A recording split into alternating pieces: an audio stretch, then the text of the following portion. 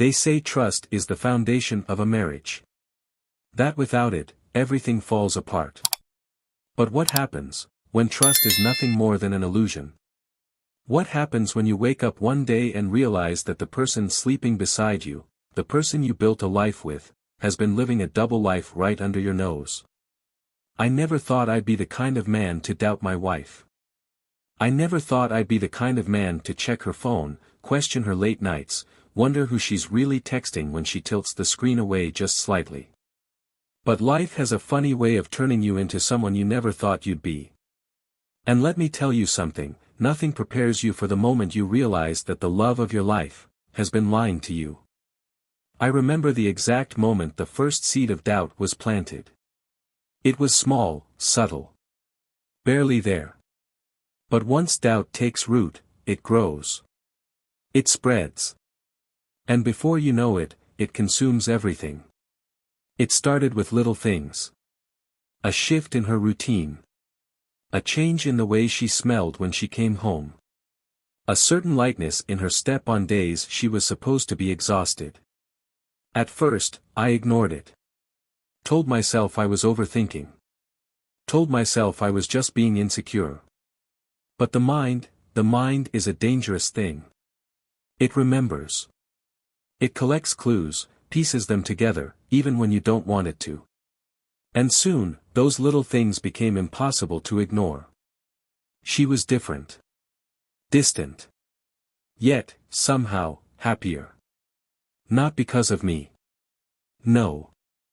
I hadn't done anything different. If anything, I was doing more. Trying harder. And yet, she was slipping further and further away. Then came the lies. Small ones at first. Oh, I was just with Sarah. Oh, I lost track of time. Oh, my phone died. And every time, my gut twisted just a little bit tighter. I wanted to believe her. God, I wanted to believe her. But the nights grew colder. The kisses felt emptier. The love started to feel like a memory rather than something real. And then, one night, I made a decision. A decision that would change everything. I installed a camera in her car. Not because I wanted to catch her. Not because I wanted to prove her wrong. But because deep down, I needed to prove myself wrong. I needed to see that I was just being paranoid. That she was still the woman I married. That I was still the man she loved. But when I saw that footage, my entire world shattered. Everything I thought I knew, everything I believed in, gone in an instant. What I saw on that screen, I can never unsee. And now, I'm sitting here, telling you my story. Because maybe, just maybe, you've been here, too. Maybe you've felt this gut-wrenching suspicion. Maybe you've laid awake at night wondering if the person next to you is truly yours, or if they belong to someone else. And if you've ever had that feeling, I need you to hear me when I say this. You are not crazy. You are not paranoid. And sometimes, the truth is far worse than your worst fears. This is my story. And trust me, you won't believe what happens next. Subscribe to Shocking Infidelity Cases right now, because this is just the beginning. I never thought my marriage would come to this. We were happy once. At least, I think we were. I used to wake up every morning, roll over, and see her sleeping beside me, her hair splayed out across the pillow, her face peaceful. I used to think, how did I get so lucky? She was my best friend. My partner. The woman I swore to love and cherish for the rest of my life.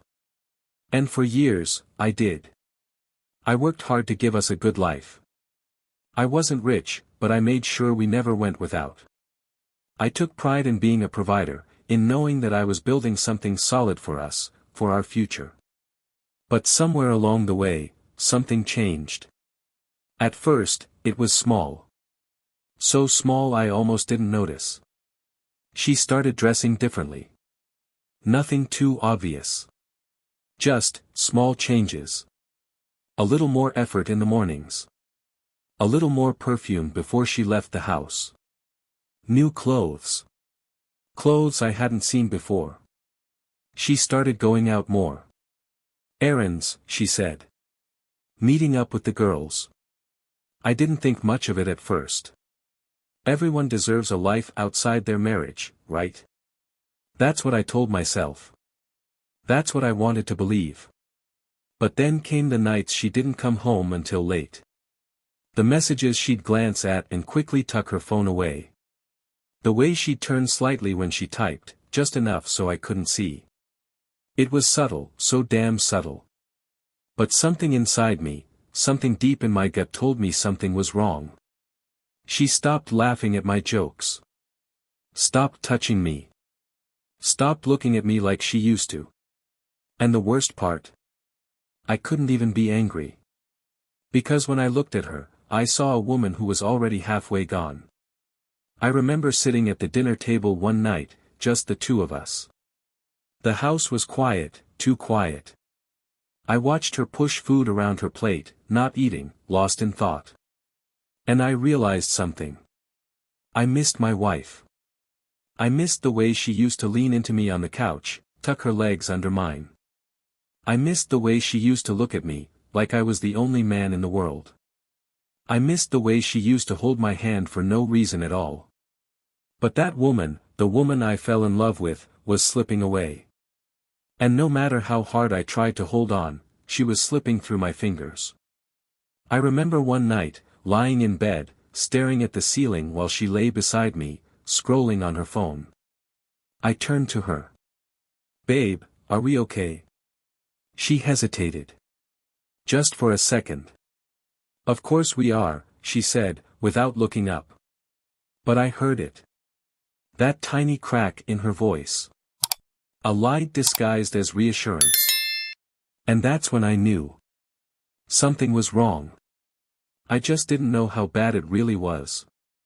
That night, I lay in bed, staring at the ceiling, listening to the sound of her breathing beside me. Even in sleep, she felt distant. I told myself I was imagining things, that I was being paranoid, that I was just stressed from work. But the thought wouldn't leave me. I started noticing everything. The way she smiled at her phone, the way she disappeared into the bathroom for longer than usual, the way she turned away from me when I tried to kiss her goodnight. Then came the moment that changed everything. I was out with my friend, Eric.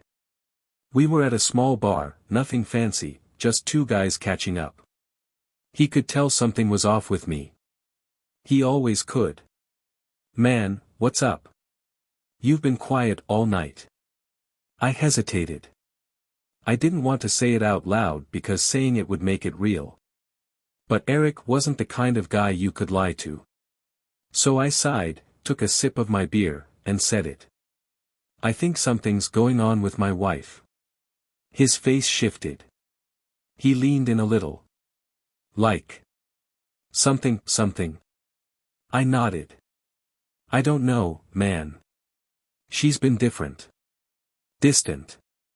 Always on her phone. Going out more." Eric exhaled through his nose, shaking his head. "Look, I don't want to plant anything in your head, but, you ever thought about checking up on her? Just to put your mind at ease?" I scoffed. "What, you mean like following her?" "Dude, that's crazy." "No, not following her. Just, verifying. Checking where she's going, making sure you're not driving yourself insane for no reason. Could be nothing, right?" I forced a laugh. "Yeah, could be nothing. But the seed had been planted." That night, she got a text while we were watching TV. I didn't mean to look, but I caught a glimpse.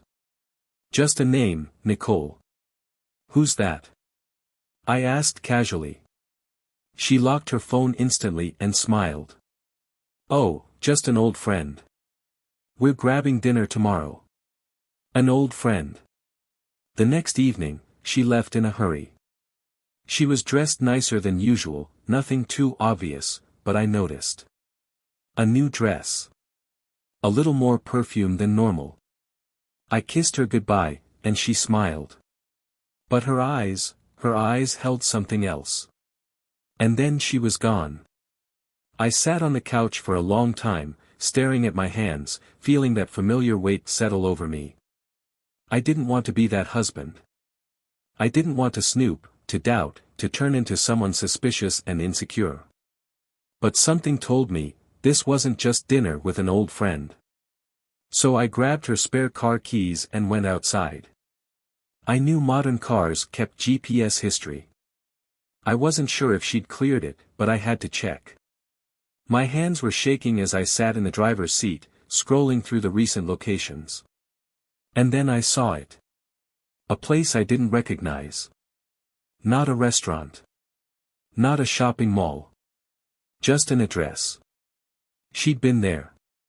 Not once. Not twice. But at least 6 times in the past 2 weeks.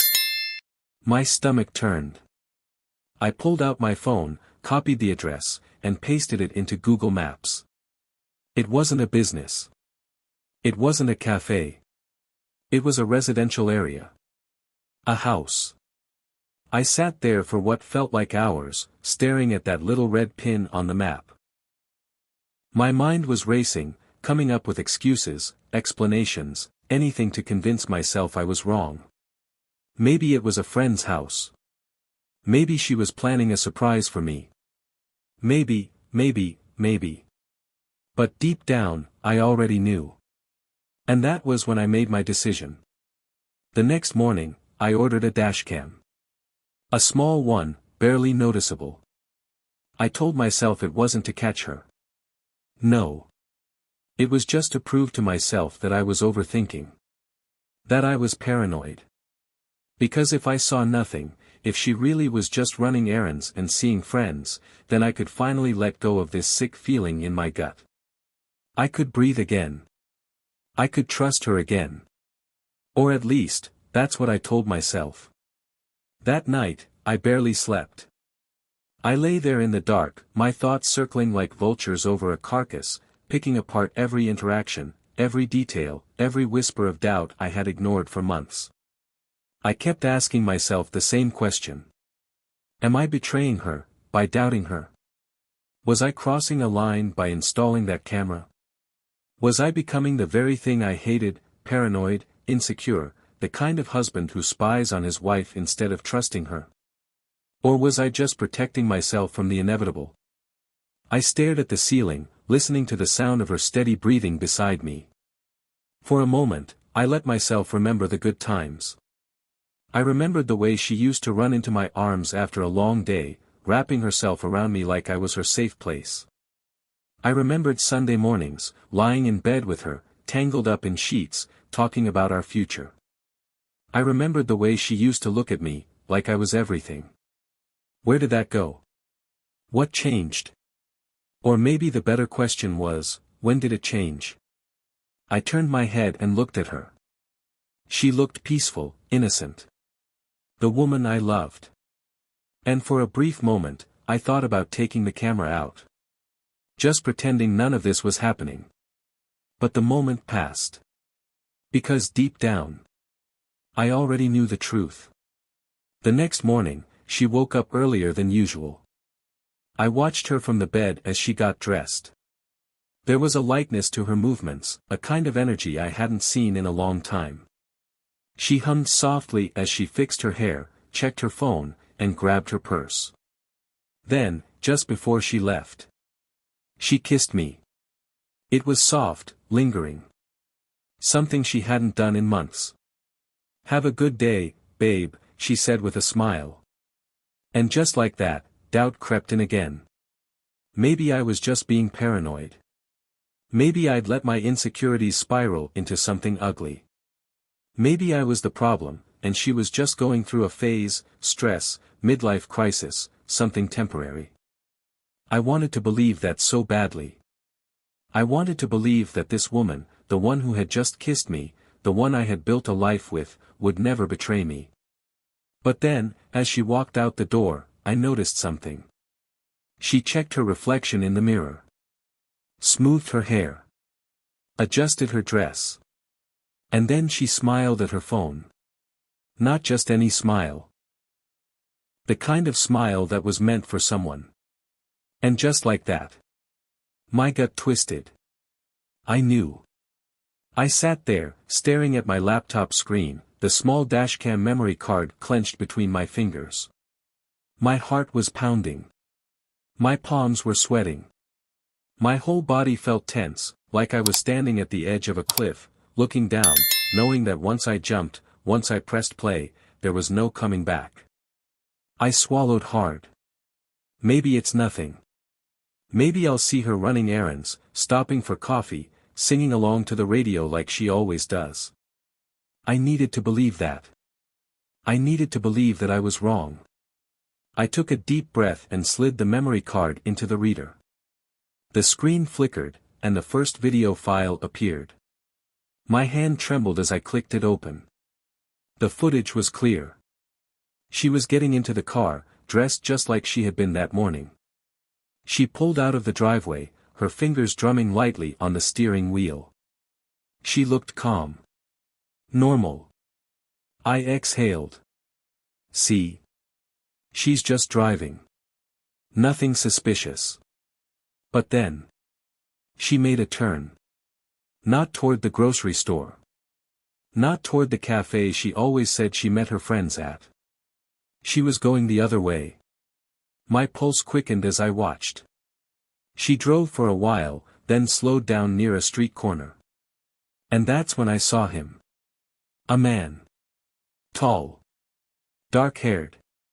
Waiting on the sidewalk like he knew she was coming. She pulled up beside him. He got in. No hesitation. No confusion.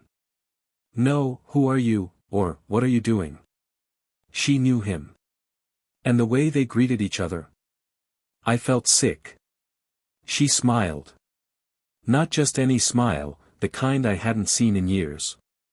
The kind of smile she used to give me. He leaned in slightly, saying something, and she laughed. Laughed. My chest tightened. I clicked my tongue, trying to steady my breathing. Okay, maybe it's just a friend. Maybe it's innocent. Maybe. But then, as they drove, she reached over. Her hand rested on his leg. And he didn't pull away. I paused the video. My head was spinning. No. No, that doesn't mean anything. Maybe she's just being friendly.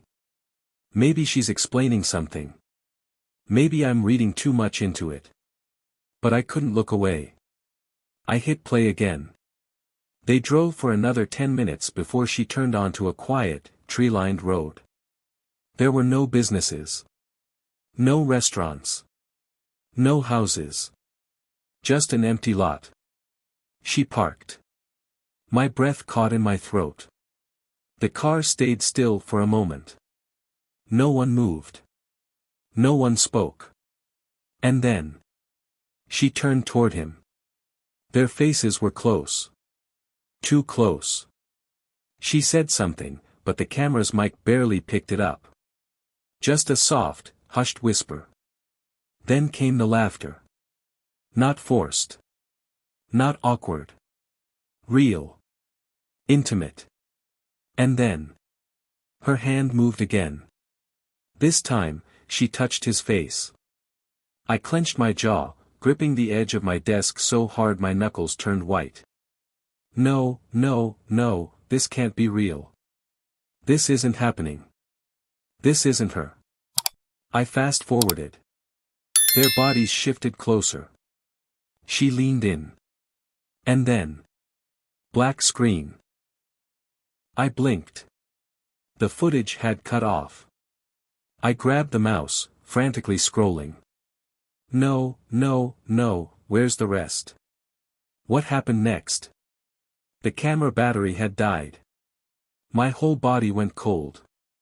I sat there, staring at the frozen black screen, my breath shallow, my vision blurring. I wanted to believe there was another explanation. I needed to believe it. But deep down, I already knew. She wasn't just running errands. She wasn't meeting an old friend. She wasn't mine anymore. And maybe, she hadn't been for a long time. I sat there, staring at my laptop screen, the small dashcam memory card clenched between my fingers. My heart was pounding. My palms were sweating. My whole body felt tense, like I was standing at the edge of a cliff, looking down, knowing that once I jumped, once I pressed play, there was no coming back. I swallowed hard. Maybe it's nothing. Maybe I'll see her running errands, stopping for coffee, singing along to the radio like she always does. I needed to believe that. I needed to believe that I was wrong. I took a deep breath and slid the memory card into the reader. The screen flickered, and the first video file appeared. My hand trembled as I clicked it open. The footage was clear. She was getting into the car, dressed just like she had been that morning. She pulled out of the driveway, her fingers drumming lightly on the steering wheel. She looked calm. Normal. I exhaled. See? She's just driving. Nothing suspicious. But then. She made a turn. Not toward the grocery store. Not toward the cafe she always said she met her friends at. She was going the other way. My pulse quickened as I watched. She drove for a while, then slowed down near a street corner. And that's when I saw him. A man. Tall. Dark-haired. Waiting on the sidewalk like he knew she was coming. She pulled up beside him. He got in. No hesitation. No confusion. No, who are you, or, what are you doing? She knew him.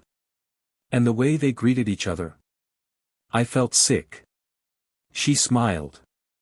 Not just any smile, the kind I hadn't seen in years. The kind of smile she used to give me. He leaned in slightly, saying something, and she laughed. Laughed. My chest tightened. I clicked my tongue, trying to steady my breathing. Okay, maybe it's just a friend. Maybe it's innocent. Maybe. But then, as they drove, she reached over. Her hand rested on his leg. And he didn't pull away. I paused the video. My head was spinning. No. No, that doesn't mean anything. Maybe she's just being friendly. Maybe she's explaining something. Maybe I'm reading too much into it. But I couldn't look away. I hit play again. They drove for another 10 minutes before she turned onto a quiet, tree-lined road.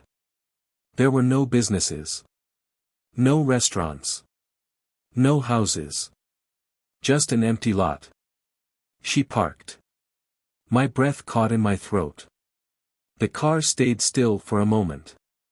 No one moved. No one spoke. And then. She turned toward him. Their faces were close. Too close. She said something, but the camera's mic barely picked it up. Just a soft, hushed whisper. Then came the laughter. Not forced. Not awkward. Real. Intimate. And then. Her hand moved again. This time, she touched his face.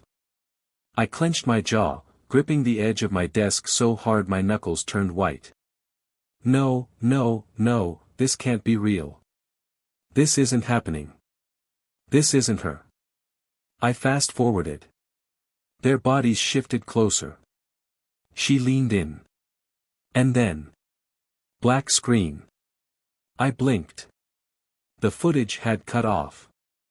I grabbed the mouse, frantically scrolling. No, where's the rest? What happened next? The camera battery had died. My whole body went cold. I sat there, staring at the frozen black screen, my breath shallow, my vision blurring. I wanted to believe there was another explanation. I needed to believe it. But deep down, I already knew. She wasn't just running errands. She wasn't meeting an old friend. She wasn't mine anymore. And maybe, she hadn't been for a long time. I sat there for what felt like hours, staring at the black screen, my mind refusing to process what I had just seen. The laughter. The whispers. The way she touched him. It was all playing on a loop in my head, like a song I couldn't turn off. But I needed more.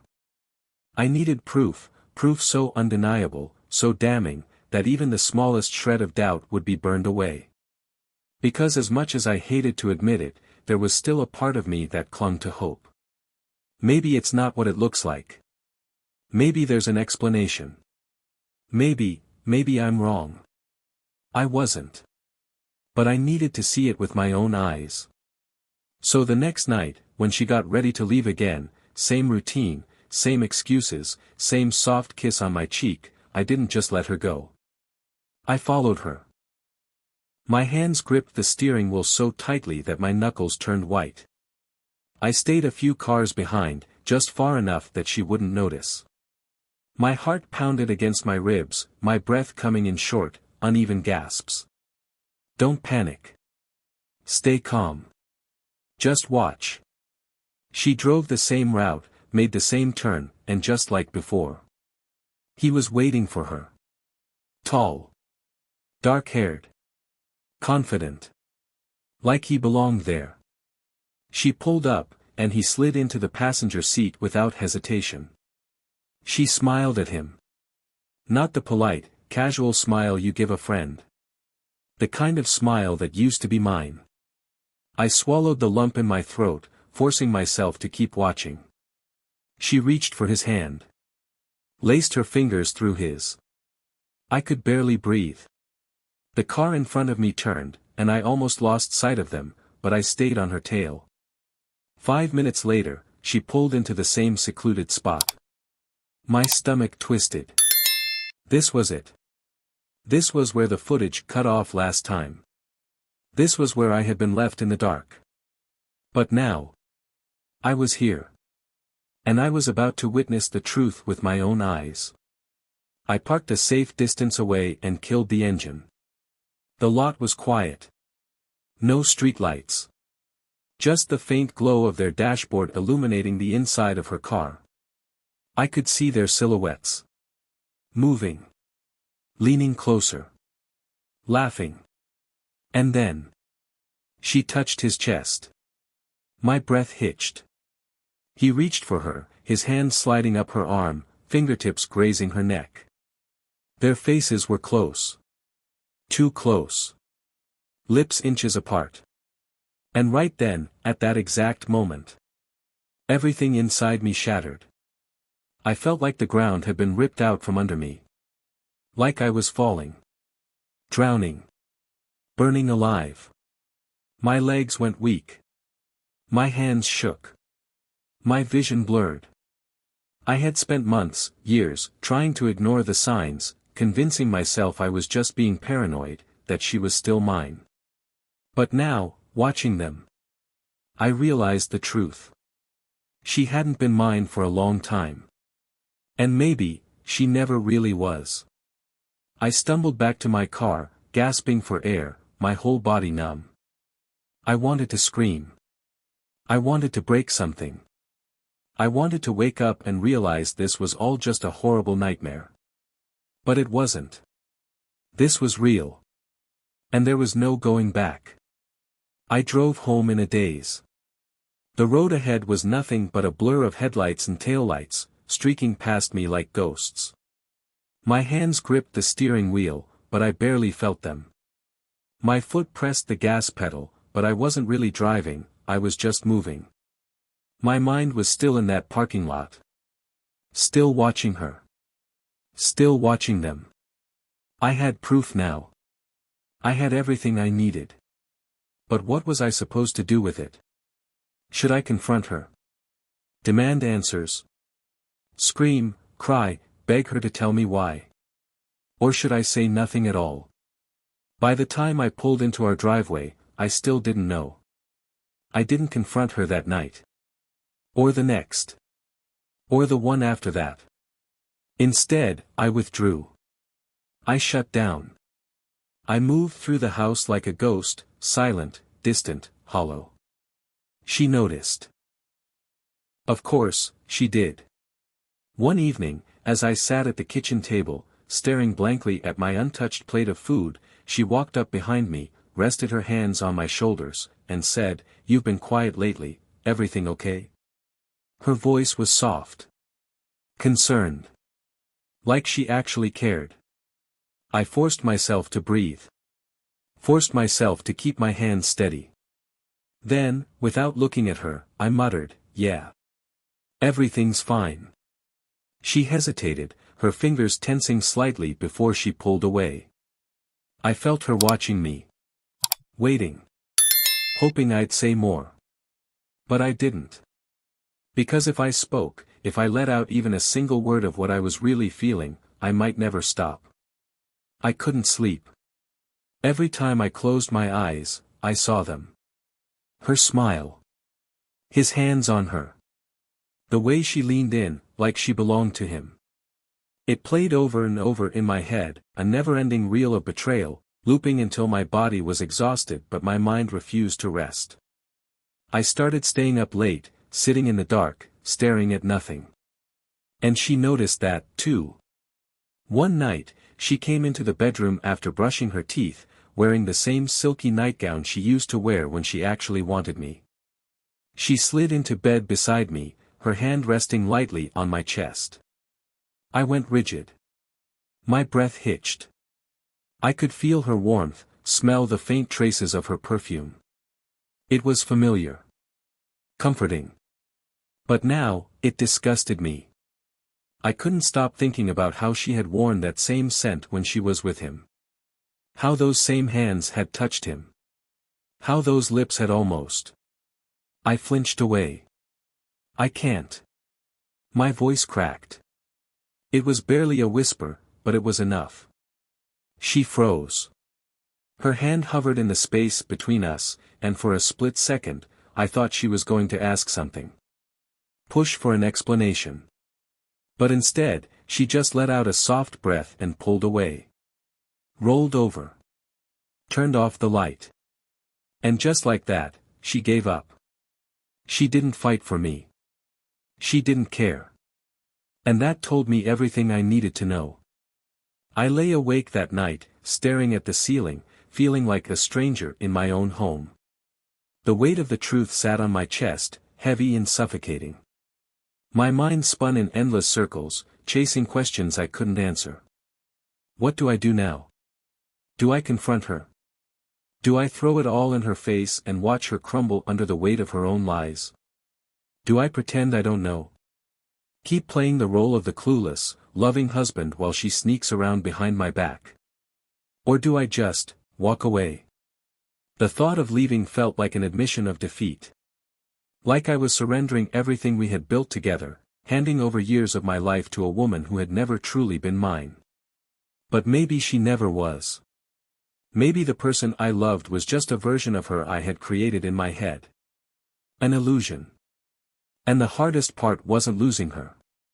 It was realizing she was never really mine to begin with. For a brief, fleeting moment, I thought about revenge. I thought about making her feel what I felt. There was a woman at work, Sarah. She was kind, attractive, and had always been a little too friendly with me. I could do it. I could lean in when she laughed at my jokes, let my hand linger on her back just a second longer than necessary. I could text her late at night, tell her I needed someone to talk to. I could give my wife a taste of her own poison. Make her wonder.